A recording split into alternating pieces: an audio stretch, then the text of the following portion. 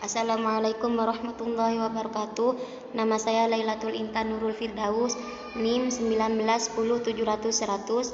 Saya mahasiswi dari Universitas Nurul Jadid, program studi Pendidikan Agama Islam semester 3. Saya di sini akan mempresentasikan mata kuliah Teknologi Pembelajaran yang akan membahas tentang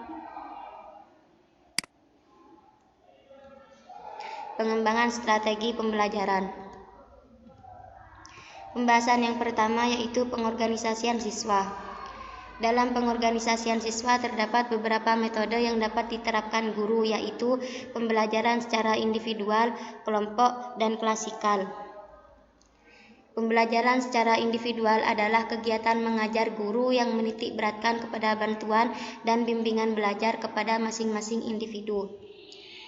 Pembelajaran kelompok dapat didefinisikan sebagai salah satu strategi pembelajaran yang menuntut adanya kerjasama siswa dalam suatu kelompok dengan mengembangkan kemampuan tiap individu serta memanfaatkan berbagai faktor internal dan eksternal untuk memecahkan masalah tertentu sehingga tujuan pembelajaran dapat tercapai bersama.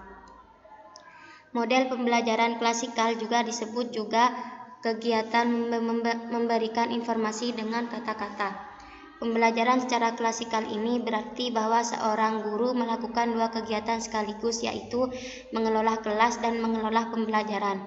Pengelolaan kelas adalah penciptaan kondisi yang memungkinkan terselenggaranya kegiatan pembelajaran secara baik dan menyenangkan yang dilakukan di dalam kelas. Pembahasan yang kedua yaitu pengertian strategi pembelajaran. Strategi pembelajaran dapat dimaknai secara sempit dan luas. Secara sempit, strategi mempunyai kesamaan dengan metode yang berarti cara untuk mencapai tujuan belajar yang telah ditetapkan. Secara luas, strategi dapat diartikan sebagai suatu cara penetapan keseluruhan aspek yang berkaitan dengan pencapaian tujuan pembelajaran, termasuk perencanaan, pelaksanaan, dan penilaian. Pembahasan yang ketiga yaitu komponen strategi pembelajaran. Komponen-komponen strategi pembelajaran akan mempengaruhi jalannya pembelajaran. Untuk itu, semua komponen strategi pembelajaran merupakan faktor yang berpengaruh terhadap strategi pembelajaran.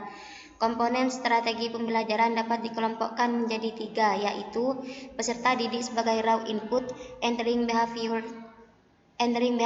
peserta didik, dan instrumental input atau sasaran. Pembahasan yang nomor 4 adalah metode pembelajaran.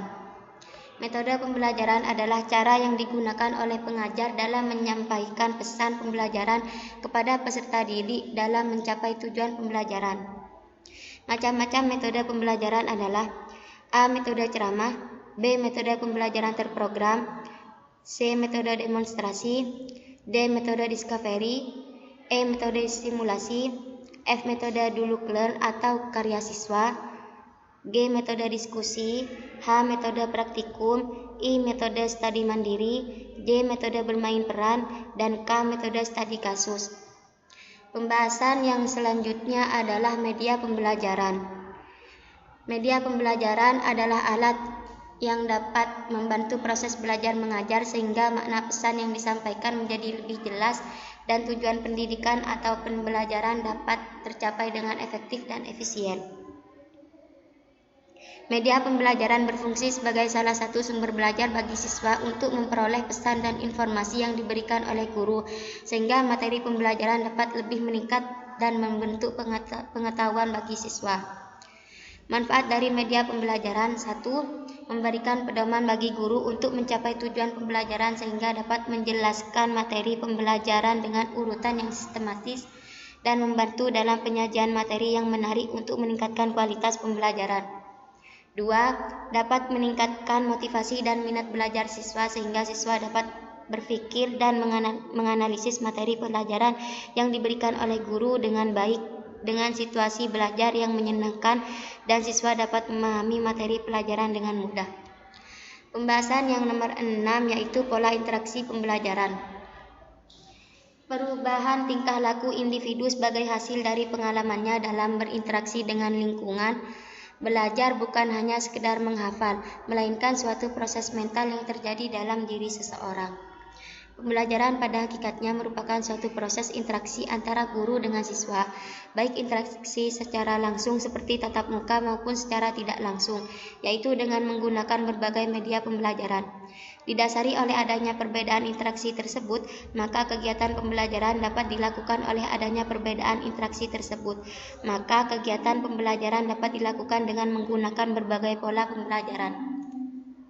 Pembahasan yang selanjutnya yang nomor 7 adalah evaluasi hasil belajar. Evaluasi berasal dari kata evaluation bahasa Inggris. Kata tersebut diserap dalam pembendaharaan istilah bahasa Indonesia dengan tujuan mempertahankan kata aslinya dengan sedikit penyesuaian lafal Indonesia menjadi evaluasi. Evaluasi pada dasarnya adalah memberikan pertimbangan atau harga nilai berdasarkan kriteria tertentu. Evaluasi merupakan proses penilaian pertumbuhan siswa dalam proses belajar mengajar. Pencapaian perkembangan siswa perlu diukur, baik posisi siswa sebagai individu maupun posisinya di dalam kelompok. Guru dapat mengevaluasi pertumbuhan kemampuan siswa tersebut dengan mengetahui apa yang mereka kerjakan dari awal sampai akhir belajar. Pembahasan yang terakhir yang nomor 8 adalah waktu penjadwalan. Penjadwalan terkait pada aktivitas dalam hal untuk membuat sebuah jadwal. Sebuah jadwal adalah sebuah tabel dari kegiatan-kegiatan yang disusun berdasarkan waktu kapan aktivitas tersebut ditempatkan. Jadwal harus memenuhi beberapa persyaratan dan memenuhi keinginan semua orang yang terlibat sebaik mungkin. Penjadwalan kegiatan belajar mengajar merupakan pengaturan perencanaan belajar mengajar yang meliputi mata pelajaran, guru, waktu, dan tempat pada sekolah. Pada umumnya, penjadwalan kegiatan belajar mengajar disajikan dalam sebuah tabel hari dalam seminggu yang terdiri dari slot waktu yang terdiri dari mata pelajaran, hari, jam, serta pengajar yang sesuai dengan mata pelajaran yang diajarkan. Sekian, terima kasih. Mungkin hanya ini yang dapat saya sampaikan, kurang lebihnya mohon maaf. Wassalamualaikum warahmatullahi wabarakatuh.